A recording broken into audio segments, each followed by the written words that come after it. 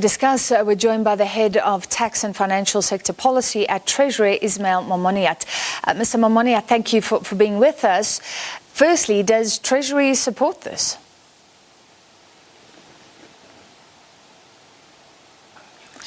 Please unmute. We cannot hear you.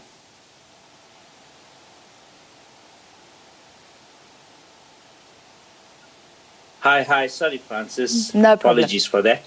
Francis, let me start by just outlining the status of this paper. This paper is an aspirational paper. It's been years in the making. In around, I think, 2014-15, government put out a paper which has been discussed at NADLAC. And what you have is a paper with many proposals. Many of those proposals still haven't been tested for how they would fit into any fiscal framework.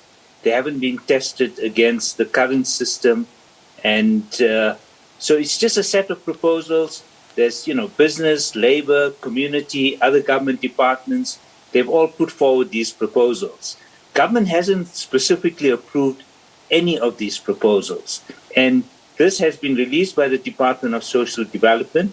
It's got lots of proposals in there which have been in the public domain, like the basic income grant. It's also got proposals on setting up a national social security fund. So as I've said, these are proposals. They are for public comment. The Department of Social Development has put these out for that very purpose. But what would Treasury say right now if you were asked for your opinion? Can you comment? Would Treasury be saying right now we don't have the money for this?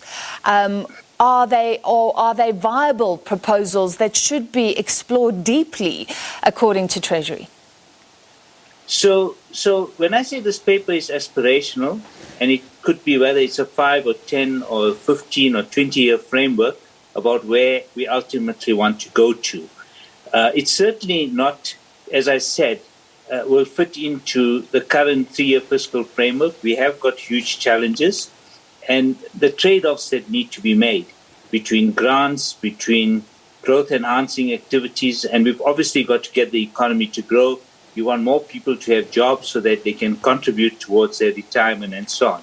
So, I'm just stating this because I think people almost, the paper's been presented as if it's a final paper, it's going to be implemented, and that's not the case. The only proposals so far that's on the table have been the specific retirement reforms that we've been putting in place, where people stay in their current funds.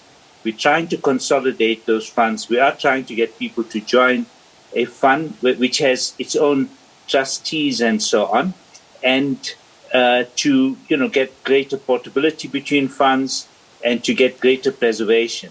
That's what we're trying to do. That's the current system, not to be confused with these proposals, which are aspirational and going to be at some point in the future and still need public comment. People will still have to accept it. We still have to consult with all the current funds that are there, the unions, when there's specific proposals. And even after that, one's got to actually have legislation in place, and there'll be all kinds of challenges with such legislation as well. So this is not something that's going to happen tomorrow or next year or even in 5 years' time. Many of the proposals, they offer much more for the longer term. So I understand exactly what you're saying, that this will spark a discussion. It's not a fait accompli at all. However, you must be acutely aware of the fact that even aspirations that are put out there by a government department can affect investment in South Africa. You must be concerned about money coming in. We want enough. And unfortunately, rich people do have more options.